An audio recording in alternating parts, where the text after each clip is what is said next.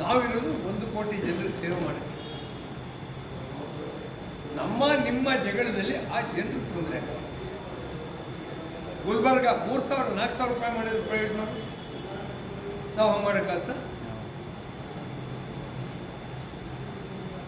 ಮತ್ತು ಮುಂದೆ ಈ ಪ್ರೈಸ್ ಕಮಿಟಿ ಫಿಕ್ಸ್ ಆಗಿದೆ, ನೋಟಿಫಿಕೇಶನ್ ಬಂದಿದೆ, ನಾವು ಸ್ವಾಗತ ಮಾಡಿದ್ವಿ ಅದನ್ನು. ಅದು ಹೆಂಗೆ ಬಂತು? ಆಕಾಶದಿಂದ ಉದುರಲಿಲ್ಲ. ನಾವು ಹಿಂದಿನಿಂದ ಹೇಳ್ತಾ ಇದ್ವಿ, ನಾವು ಕೊಳ್ಳುವಂಥ ಪದಾರ್ಥಗಳ ಬೆಲೆ ಜಾಸ್ತಿ ಆದಾಗ, ಅದು ಚಾಸಿ ಬೆಲೆ ಇರ್ಬೋದು, ಡೀಸೆಲ್ ಬೆಲೆ ಇರ್ಬೋದು,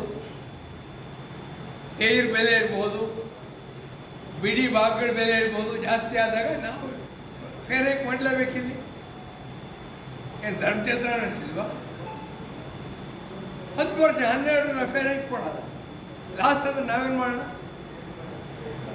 ಆದ್ದರಿಂದ ನಾವು ಈ 4 ವರ್ಷಕ್ಕೋಸ್ಕರ ಡಿಮಾಂಡ್ ಏನು ಕೊಡ್ತಾ ಇದ್ದೀವಿ, ನಮ್ಮ ಬೆವರಿನ ಬೆಲೆ ಜಾಸ್ತಿ ಆಗುತ್ತೆ, ಅದು ಕೊಡಪ್ಪ. ಇಲ್ಲದೆ ಆದರೆ ನೀವು ನಾನು ಬೆವರು ಸುರಿಸುತ್ತಾ ಇದ್ದೀನಿ. ಪ್ಯೂರ್ ಆ್ಯಂಡ್ ಸಿಂಪಲ್ ಇಷ್ಟೇ. ಏನಪ್ಪ ನೋಡ್ರೆ, ಇದು ಸಿದ್ದರಾಮಯ್ಯ ಥರ ವಿಭೂತಿ ಹಾಕಿಲ್ಲ. ಹೆಂಗಿದ್ರು ಸಿದ್ದರಾಮಯ್ಯ ಮೊನ್ನೆ ಜೋರಾಗಿತ್ತು. ಕರಡಿಗೆ ಕಟ್ಟೋದೊಂದೇ ಅವ್ರ ಬಾಕಿ. ಮುಸ್ಲಿಂ ಫಂಕ್ಷನ್ಗೆ ಹೋದರೆ ಅಲ್ಲಿ ಟೋಪಿ ಹಾಕತ್ತಾರೆ, ಅದೆಲ್ಲ ನಮ್ಮ ಥರ ಟೋಪಿ ಹಾಕಿದ್ರು.